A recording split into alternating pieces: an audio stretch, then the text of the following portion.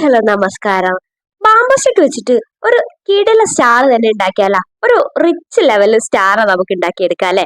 അപ്പൊ നമ്മൾ ഒരുപാട് പൈസ കൊടുത്തിട്ട് സ്റ്റാർ വാങ്ങാതിരിക്കുക. ഇതുപോലെ ഇങ്ങനെ ചെയ്തിട്ടുണ്ടെങ്കിൽ നമുക്ക് നല്ല അടിപൊളി സ്റ്റാർ കിട്ടുകയും ചെയ്യും, കലാകാലങ്ങളായിട്ട് യൂസ് ചെയ്യുകയും ചെയ്യാം.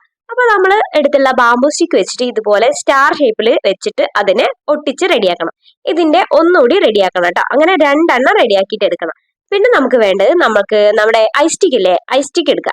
ഐസ്റ്റിക്കിനെ ചെറുതാക്കി കട്ട് ചെയ്തിട്ട് എടുക്കുക.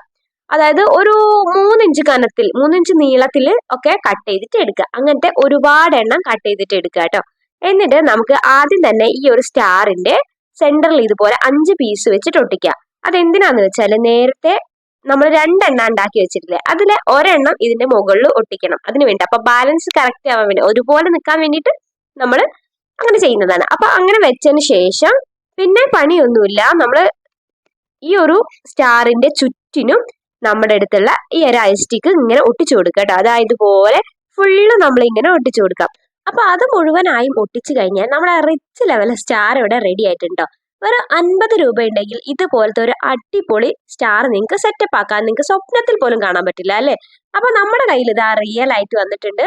എളുപ്പമാണ്, ആർക്കും ഏത് കുട്ടികൾക്ക് വേണമെങ്കിലും ഉണ്ടാക്കാൻ പറ്റും കേട്ടോ. അപ്പൊ നിങ്ങളൊന്ന് ട്രൈ ചെയ്ത് നോക്കുക. ട്രൈ ചെയ്തിട്ട് ഫീഡ്ബാക്ക് അറിയിക്കാൻ മറക്കരുത് കേട്ടോ.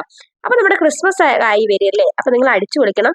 വേറെ ക്രിസ്മസിന്റെ ഒരുപാട് ക്രാഫ്റ്റുകൾ നമ്മുടെ ചാനലിൽ വരുന്നുണ്ട്. അപ്പൊ അതൊക്കെ കണ്ട് സപ്പോർട്ട് ചെയ്യാനും മറക്കരുത് കേട്ടോ.